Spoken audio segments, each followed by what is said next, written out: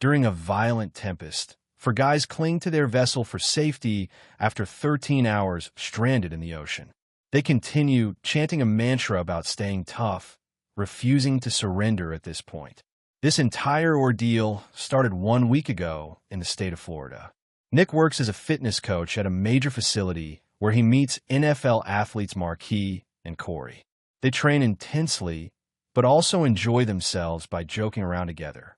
One evening, the group shares a meal together with their respective families. Nick's closest companion, Will, arrives behind schedule with some negative news.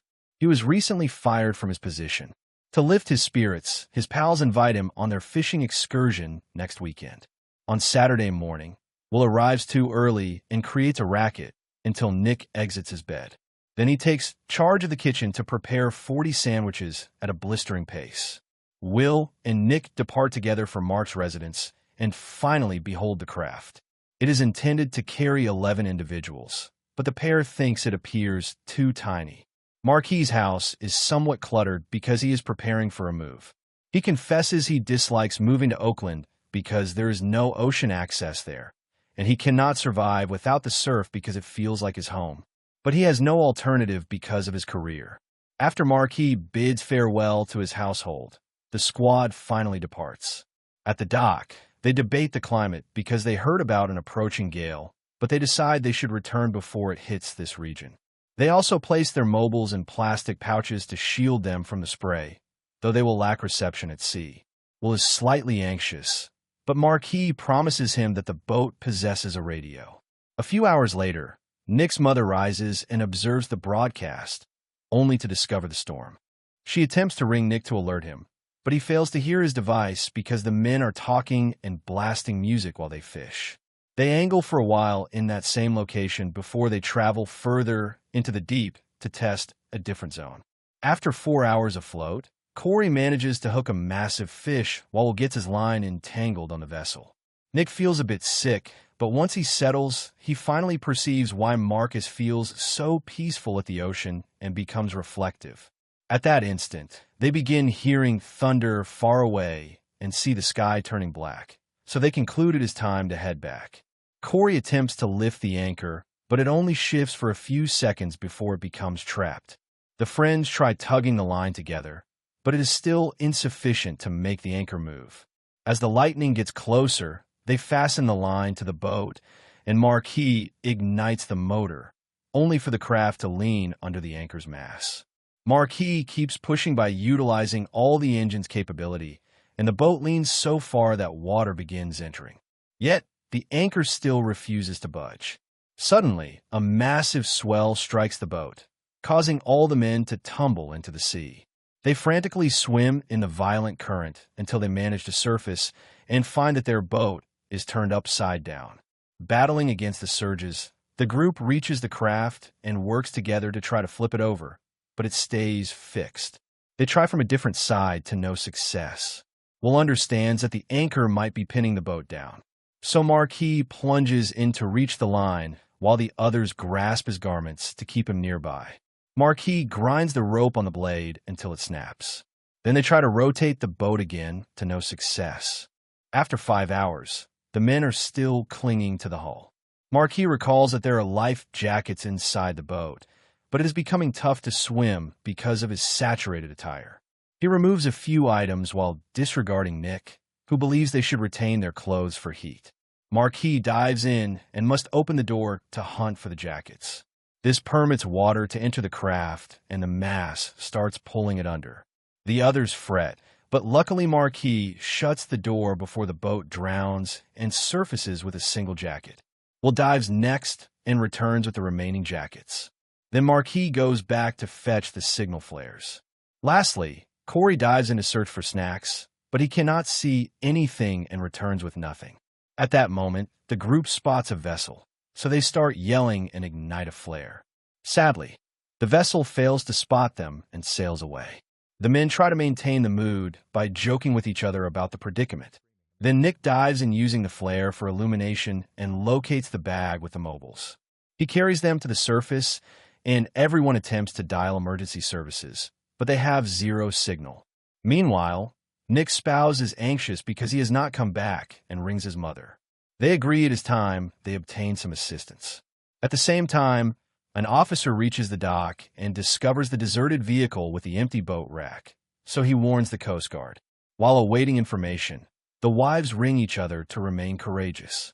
Back to the group, they are knocked off the boat by the savage swells. They remain afloat thanks to the life jackets and swim back, assisting each other to scale the craft. At that instant, the rain stops and the men think the gale is finally finished. However, a giant wave rises before them and tosses them off the boat once more. For a few minutes, they cannot see one another or hear anything because of the noise.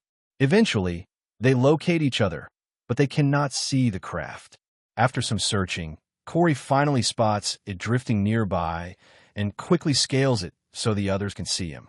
Marquis says he sliced his leg when he fell and requires assistance to stir. Suddenly, another swell strikes them and tosses them underwater again. After some battling, the men manage to return to the boat.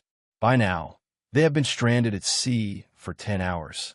While Corey tries to give a hopeful talk, Marquis feels truly feeble and says that if he must die, it should be at sea. Nick refuses to permit this and soothes him by making him visualize his household. But now, Marquis believes his daughter is present. The men realize the freezing cold is affecting him, so they huddle around him and ignite another flare to keep him toasty. At the Coast Guard station, the staff are hunting for any emergency signals. The men's wives ring them to report about the lost party, so the staff realize that the deserted vehicle belongs to them. Captain Timothy declares that their rank is shifting from warning to distress, and their plane must depart. The pilots initiate the hunt, but they face trouble because there is nearly zero clarity and the gale has broken their sensor. Two of the wives gather to search the containers for Marquis' old tracker, hoping it will have the location for his favorite angling spot. At that instant, they receive a ring from Timothy, who tells them he requires some hint or the pilots must return. Fortunately, the wives locate the tracker just in time and provide him the data. Timothy's staff checks the grid, and they discover a wreck in that zone. So, the wives verify that the men mentioned seeing that wreck during past journeys. Timothy immediately dispatches the plane in that direction. On the boat, the men tell Marquis to open his mouth and consume the rain. The swells are getting harsher by the second, and the party keeps slipping off. Corey starts feeling extremely warm, so Will reminds him that freezing cold tricks their brains and tries to help him inhale. Another swell makes Marquis tumble, but he is so unwell that he cannot swim. Will is tossed off as well, and Corey nearly follows, but Will quickly scales back to keep him settled. A terrified Nick leaps into the water to search for Marquis. However, it is too dark to spot anything, and the swells keep shoving him back. Nick has no alternative but to return to the boat to avoid sinking, and the three of them scream in anger and sadness as they perceive Marquis is not returning. Corey becomes so frantic that he shoves Will off. Yet, Will never surrenders and returns to cradle him through his pain. At that moment, the Coast Guard plane flies above them. So, Nick activates the light on his mobile, and the three of them start shrieking. The pilots still cannot spot them and are considering turning back. But suddenly, a man catches a flicker of light in the corner of his eye. The other pilots re-examine and still behold nothing. So, they assume it was a flash on the water and depart. While another swell tosses the guys off, the wives receive a call saying the hunt has been canceled because of the climate. They will start again when the storm fades. The wives try to remain optimistic and clasp hands for support. In the Coast Guard station, Timothy rings a vessel named Tornado for assistance, and the leader immediately rouses his crew to make them watch for the boat. By dawn, only Nick and Will have managed to scale back on the boat after the final drop. They keep shrieking Corey's name, but there is no reply. Will observes that Marcus and Corey were tougher than them, but did not survive, so he loses faith for himself. Nick maintains he needs to put on some garments, but Will refuses to dive to search the boat, and they end up clashing. Suddenly, two sharks begin circling around the craft, and the guys freeze. They They shift to the tallest point and realize the sharks are likely drawn to the fish they snagged earlier. When the sharks probe the boat, Will's sandwiches emerge and begin drifting. The pair wants to snatch them, but the snacks are too distant and the men cannot enter the water because of the sharks. Since they have nothing to do but linger, they try to talk to keep themselves occupied. However, Will mentions heavy topics like forever and belief. Nick does not view himself as an unbeliever, but he does not see the reason in pleading to the same God that brought this on. When Nick starts shouting with obvious fury, Will asks him not to abandon God just yet.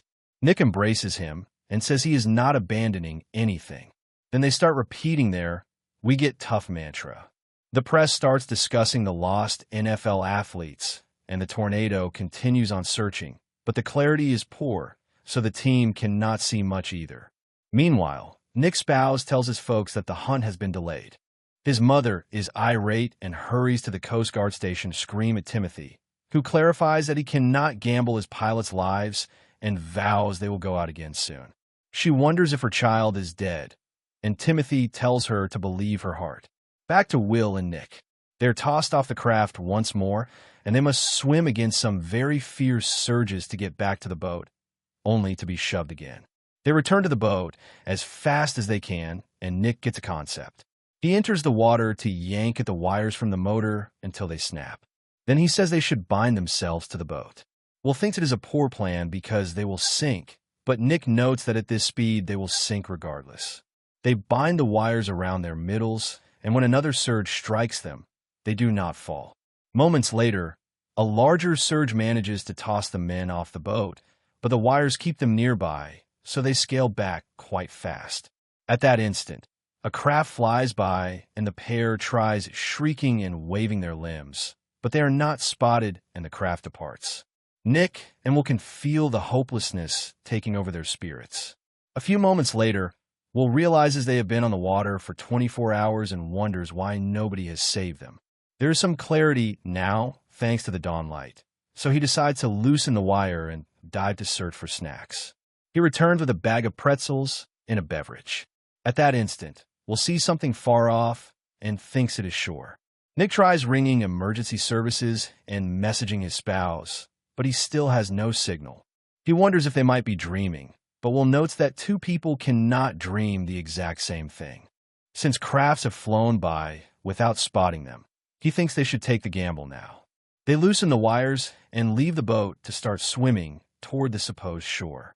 However, after just a few minutes, they lose sight of both whatever it was they spotted in the boat. When they pivot, they realize they cannot see each other either. They frantically swim around, trying to locate anything, and eventually Nick reaches the boat. Will soon arrives as well, and Nick has to assist him to stay afloat. The gale finally dissipates, so the tornado and the plane resume their hunt. This time, the sensors work well.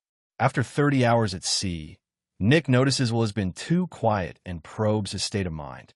Will confesses he is thinking about his burial and wonders if he will be present. He rests down as his frame starts shaking and thinks about what would have occurred if he had wed, noting that maybe his spouse would have made him stay home. As he starts having a collapse, Will asks Nick to deliver a note to his folks. However, before he can settle on the note, he starts feeling extremely warm and tries to leap into the water. A surge strikes them while Nick snatches the wires to keep Will nearby. He even locks his limbs around him to grasp him, but Will removes his jacket to release himself. Another surge strikes them and Will slides off the boat, so Nick keeps yanking at the wires to try to carry him back. Sadly, a third surge arrives and shoves Will away, leaving Nick isolated and shrieking in hopelessness. At the Coast Guard station, Timothy hears that both planes returned without findings. He tells his staff not to lose faith and work hard to locate the victims. In the dusk, the tornado team surrenders as well, although two men decide to linger outside a bit longer. Nick's spouse is losing faith and leaves a note on his answering machine, sobbing as she talks about their years together. Then she goes outside and lets Nick's mother soothe her. A few hours later, Nick hears a sound and sees the tornado far off, but they do not spot him. He thinks about his spouse and mother to avoid letting gloom kill his spirit. After 42 hours at sea, Nick keeps dreaming about his companions and their passing. His last bits of faith finally perish, so he loosens the wires and rests down on the boat, waiting for the finish to arrive. At that instant, the tornado finally spots him, and they dispatch a boat to save him. Timothy receives the information on the radio and immediately dispatches the plane as well. A chopper soon drops to bed, and Nick finally gets to exit the ocean securely. The tornado team and the Coast Guard celebrate their triumph while medics handle Nick's wounds. Timothy rings Nick's household, and they get to celebrate, but the other wives are not so fortunate. 6 months later, Nick can hear his companion's shrieks every time he is near water. This is based on a real event. The hunt for the other men went on for several days, but it had to be stopped, and the victims were named lost at sea. Ensure to subscribe and activate notifications so you can observe more videos like this. Thanks for watching.